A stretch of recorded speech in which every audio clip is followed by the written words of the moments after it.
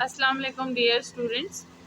Hope you all are doing fine. I am Amreen Ahmed, your course instructor, and today we will be discussing poem number 6, that is A Sindhi Woman, again by John Stallworthy. We already discussed one of the poem by John Stallworthy that was, I think, in the street of fruit stall. This is the second of his poem entitled Sindhi Woman.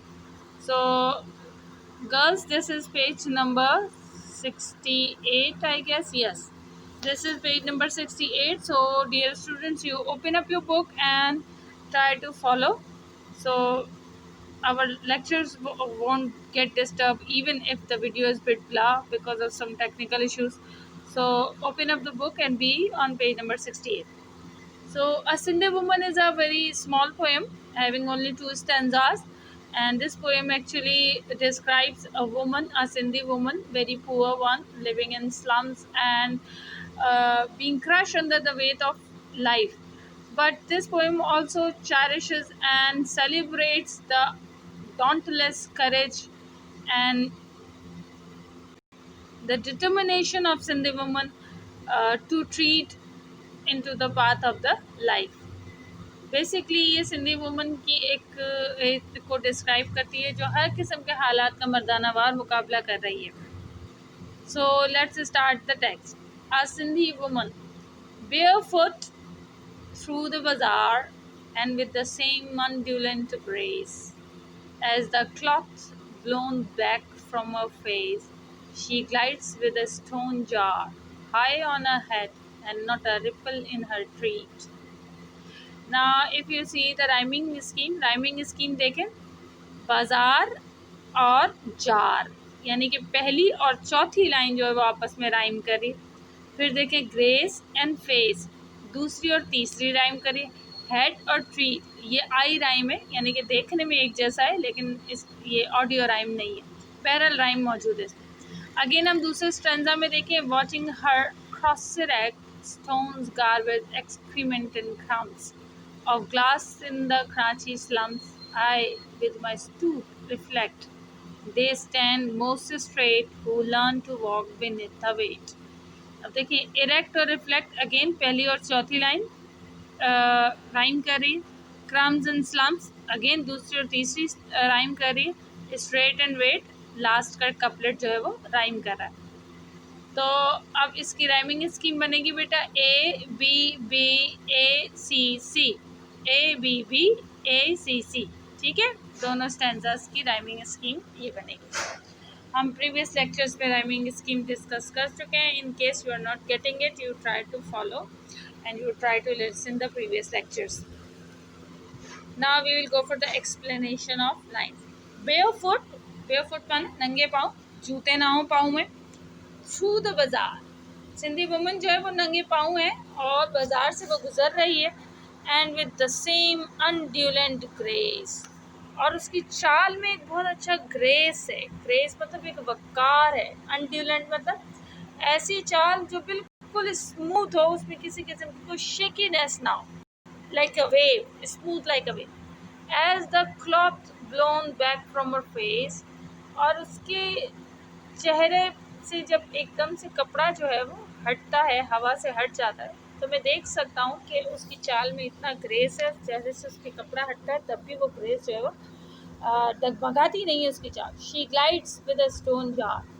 See the word, how beautifully he has used. उस Sindhi woman के चलने के लिए उसने word use किया glide का. Glide कहते हैं फिसलने को. मतलब जैसे आप देखें बहुत स्मूथ, जैसे ग्लाइडर्स होते हैं तो वो जब आसमान में अपने जेट्स लेके फिसलते हैं, तो या फिर आप ग्लाइडिंग मूवमेंट कह लें, किसी स्लोप पे से आप ग्लाइड करते हैं हल्के से, बिल्कुल ग्रेस के साथ, इसमें किसी भी किस्म का जर्क और बम्प नहीं होता. तो she glides with a stone jar, वो ग्लाइड कर रही है थ्रू द बाजार और उसके सर पे क्या है, एक स्टोन जार है, ये पत्थर का एक जार है जिसको मर्तबान कहते हैं. हाई ऑन हर हेड, और वो उसके सर पे रखा है. And not a ripple in her tree, लेकिन उसकी चाल में कहीं भी कोई डगमगाहट नहीं, कोई रिपल नहीं, कोई लहर नहीं, बहुत स्मूथली जो है वो चलती चली जाती। तो पहला स्टैंजा सिंधी वुमन को डिस्क्राइब कर रहा है जिसकी चाल में बहुत ग्रेस है। कहने का मतलब ये है, राइटर्स ये कह रहे हैं कि दो the life of the Sindhi woman is full of misery and suffering, full of poverty, full of deprivation, but it does not mar her grace. उसकी जो लाइफ है वो बहुत ज़्यादा, ज़िंदगी जो है बहुत मुश्किलात का शिकार है, उसकी जो राह है वो कांटों से भरपूर है, लेकिन उसके चलने में कोई फ़र्क नहीं आता। वो इस कांटों से भरपूर राह पे भी बहुत अज़्म हौसले के साथ बिल्कुल ग्लाइड करती हुई जा रही है, और उसका जो एक ग्रेस है उसके चलने का, वो जो है वो आम आदमी मैच नहीं कर सकता। Let's see the second stanza now. Watching her cross erect. और मैं देख रहा हूँ उसे, watching her cross, वो क्रॉस कर रही, erect, erect मतलब बिल्कुल सीधी, कहीं उसके जिस्म में कोई खम नहीं है, कोई झुकाव नहीं। स्टोन्स, गार्बेज, एक्सक्रीमेंट एंड क्रम्स, और किस किस चीज़ पे से वो गुजर गई है, उसके रास्ते में क्या क्या है, पत्थर, गार्बेज, कचरा, एक्सक्रीमेंट, वेस्ट एंड क्रम्स, और छोटे छोटे पीसेस, टूटे हुए pieces of glass, crumbs of glass. अब आप देखिए जो सेकंड लाइन है ये दूसरी लाइन, थर्ड लाइन के साथ मिली हुई से मुराद ये कि सेकंड लाइन अभी ख़त्म हो जाती है, लेकिन थॉट जो है, जो सेकंड लाइन की जो ख्याल है वो कंटिन्यू कर रहा है थर्ड लाइन में। क्रम्स ऑफ ग्लास पूरा ये बनेगा। इसी तरह आप देखें undulant grace as the cloth block, जो फर्स्ट स्टैंजा है उसमें भी सेकंड और थर्ड लाइन जो है वो आपस में थॉट वाइज मिक्स है, वहाँ पे कोई ब्रेक हमें नज़र नहीं आ रहा है थॉट वाइज, ठीक है, ख्याल में कोई ब्रेक नहीं। ऐसी लाइन जिनका ख्याल जो है वो चलता रहे लेकिन वो अपेरेंटली टूट जाए, ऐसी लाइन को हम रन ऑन लाइन्स कहते हैं। तो सेकंड लाइन जो है वो रन ऑन लाइन है of glass in the Karachi slum, और वो कराची के स्लम्स में से, कराची के स्लम्स कहते हैं झोपड़ियाँ वगैरह, ये बहुत लो स्ट्रेटा सोसाइटी का जहाँ रहता है, वहाँ पे ना पीने का पानी होता है और ना और दूसरी किस्म की किसी भी किस्म की आपको सहूलियात होती है।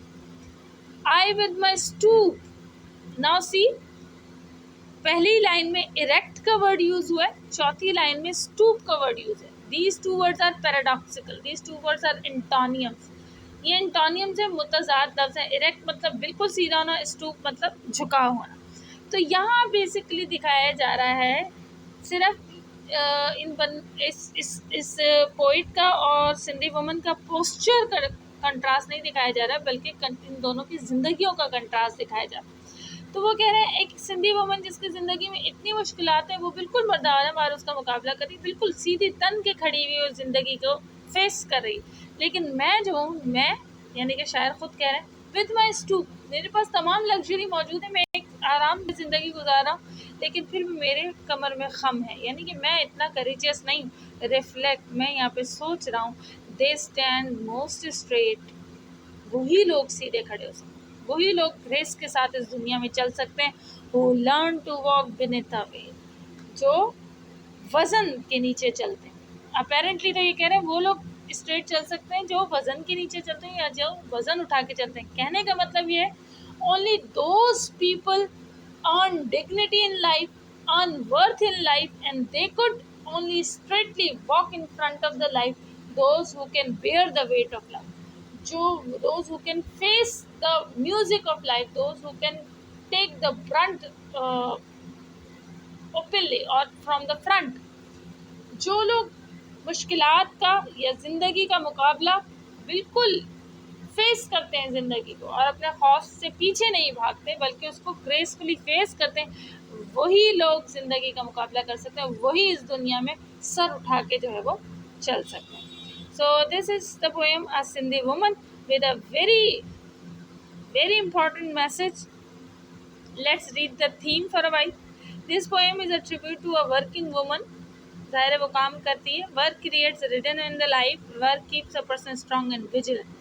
वो कह रहे हैं ये लोग जो काम भी करते हैं बाज़ारों में, और मतलब और दूसरे काम करते हैं, आपने देखा होगा अक्सर औरतें जो हैं और बच्चे जो है कचरा चुन रहे होते हैं, बहुत गरीबी होती है।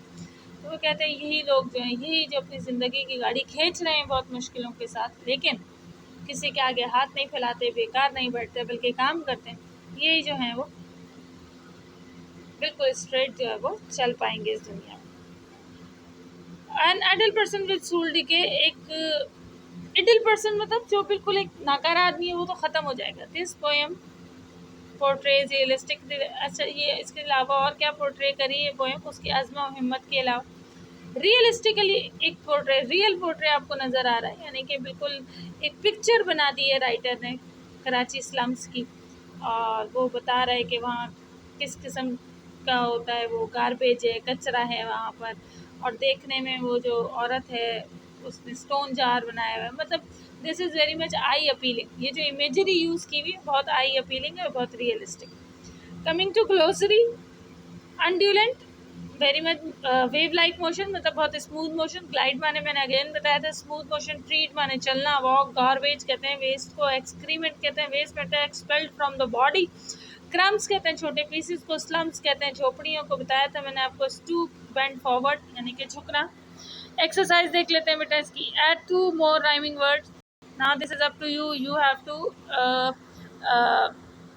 add two more rhyming words. One I can do for you, grace, lace, ठीक है, brace, treat, creed, crumbs, slums, and then weight, weight का हो सकता है जनाब बेट, तो आप बाकी खुद बनाएंगे खुद से। Write down the missing rhyming words in each words. Now this you can fill from the poem. See this, high on her head as the cloth blown back from her face, watching her across, erect, I with my stoop reflect. Okay, give a summary. I have already told you how to write a summary, so you will be writing the summary of the poem. What did the poet reflect when he saw the woman? क्या सोच रहा था poet? ये बहुत अच्छी हैं दो lines और बहुत पिथी हैं, आप इनको एक्सपेंड कर सकते हैं। पोइट ये सोच रहा था कि सिर्फ वही लोग डिग्निटी और वक़ार के साथ जीते हैं जो ज़िंदगी की मुश्किलात को फेस करते हैं, उनका मर्दानावाद मुकाबला करते हैं। What picture of the Karachi slum do we get after reading the poem? बहुत क्लियर एक पिक्चर आती है आपके जहन में कि कराची स्लम जो है वो बिल्कुल ही अंडर प्रिविलेज्ड एरियाज़ होते हैं, where there is no any facilities, but it is full of discrimination and waste and all that. Choose the correct answer. The woman in the poem was passing through the bazaar. She was carrying a stone jar. Those who carry weight stand straight. Her walk was smooth. Make the statement true and false. She was barefooted. Yes. She had a stone jar. Yes. She was Balochi woman. No. She did not have a ripple in her walk. Uh, yes. Okay, so we have completed poem number 6 today. Inshallah we'll be starting poem number 7 tomorrow, but before ending the lecture I have to make an announcement that I'm not getting your attendance. Number of students watch the video daily but they do not mark their attendance. I am warning you people, this could be a serious issue when the schools or colleges will reopen. It might create problem in your admission process, so better, there is a form attached, you better mark your attendance and submit it. So until tomorrow, take care. Allah Hafiz.